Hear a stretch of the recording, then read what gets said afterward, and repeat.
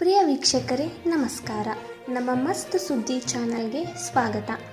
30 ದಾಟಿದರೂ ಮದುವೆಯಾಗದ ಇರಲು ಈ ವ್ಯಕ್ತಿನೇ ಕಾರಣ. ಕೊನೆಗೂ ಸತ್ಯ ಬಾಯಿ ಬಿಟ್ಟ ಅನುಪಮಾ ಗೌಡ.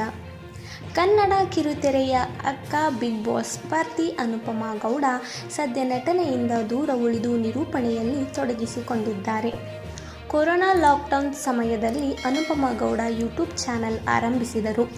ತಮ್ಮ ಲೈಫ್ ಸ್ಟೈಲ್, ಫ್ಯಾಷನ್, ಆಹಾರ, ಶಾಪಿಂಗ್, ಮೇಕಪ್, ಶೂಟಿಂಗ್, ಮನೆ ಹೀಗೆ ಸಾಲು ಸಾಲು ವಿಚಾರಗಳನ್ನು ಜನರಿಗೆ ತೋರಿಸಲು ಶುರು ಮಾಡಿದರು.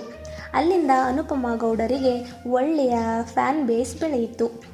ಈಗಲೂ ಅನುಪಮಾ ಅಪ್ಲೋಡ್ ಮಾಡುವ ವಿಡಿಯೋ ಮತ್ತು ಫೋಟೋಗಳನ್ನು ಲಕ್ಷಾಂತರ ಜನರು ನೋಡುತ್ತಾರೆ ಹಾಗೂ ಲೈಕ್ ಆ್ಯಂಡ್ ಕಮೆಂಟ್ ಕೂಡ ಮಾಡುತ್ತಾರೆ. ಕೆಲವು ದಿನಗಳ ಹಿಂದೆ ಕಲರ್ಸ್ ಕನ್ನಡ ವಾಹಿನಿಯಲ್ಲಿ ಅನುಬಂಧ ಅವಾರ್ಡ್ ಕಾರ್ಯಕ್ರಮ ಅದ್ಧೂರಿಯಾಗಿ ನಡೆಯಿತು. ಈ ವರ್ಷ ಅವಾರ್ಡ್ ಕಾರ್ಯಕ್ರಮದಲ್ಲಿ ಅನುಪಮಾ ಗೌಡ ಮತ್ತು ನಿರಂಜನ್ ದೇಶಪಾಂಡೆ ನಿರೂಪಣೆ ಮಾಡಿದರು. ರಿಯಲ್ ಸ್ಟಾರ್ ಉಪೇಂದ್ರ ವಿಶೇಷ ಅತಿಥಿಯಾಗಿ ಆಗಮಿಸಿದ್ದಾಗ ಅನುಪಮಾ ತಮ್ಮ ಮದುವೆ ವಿಚಾರವನ್ನು ಪ್ರಸ್ತಾಪ ಮಾಡಿದರು. ಪ್ರೀತಿ ಪ್ರೇಮ ಪುಸ್ತಕದ ಬದನೆಕಾಯಿ ಅಂತ ಡೈಲಾಗ್ ಹೇಳಿಬಿಟ್ರಿ, ಅದಕ್ಕೆ ನಾವು ಇನ್ನೂ ಮದುವೆಯಾಗಿಲ್ಲ ಎಂದು ಅನುಪಮಾ ಗೌಡ ಹೇಳುತ್ತಾರೆ. ತಕ್ಷಣವೇ ಉಪೇಂದ್ರ ಅವರು ಆ ಡೈಲಾಗೆ ಪುಸ್ತಕದ ಬದನೆಕಾಯಮ್ಮ ಎಂದಿದ್ದಾರೆ. ಅಲ್ಲಿಗೆ ಮಾತು ನಿಲ್ಲಿಸಿದ ಅನುಪಮಾ ಗೌಡ, ನಮಗೆ ನಿಮ್ಮನ್ನು ನೋಡಿದರೆ ಹೊಟ್ಟೆ ಉರಿಯುತ್ತೆ ಎಂದು ಹೇಳಿದ್ದಾರೆ. ಅನುಪಮಾ ಅವರಿಗೆ ಕೌಂಟರ್ ಕೊಡಬೇಕು ಎಂದು ಹೊಟ್ಟೆ ಉರ್ಕೊಳ್ಳಿ ಅಂತಲೇ ಮದುವೆಯಾಗಿದ್ದು ಎಂದಿದ್ದಾರೆ ಉಪ್ಪಿಯವರು. ಈ ಸಂಭಾಷಣೆಯನ್ನು ನೋಡಿದ ಕಲರ್ಸ್ ಕುಟುಂಬದವರು ಸಖತ್ ಎಂಜಾಯ್ ಮಾಡಿದರು. ಅನುಪಮಾ ಗೌಡ ಬ್ರೇಕಪ್. ಅನುಪಮಾ ಗೌಡ ಅಕ್ಕ ಸೀರಿಯಲ್ ಸಮಯದಲ್ಲಿ ಪ್ರೀತಿಗೆ ಬಿದ್ದಿದ್ದರು. ಹಲವು ವರ್ಷಗಳ ಕಾಲ ಲವ್ ಮಾಡಿದ್ದಾರೆ.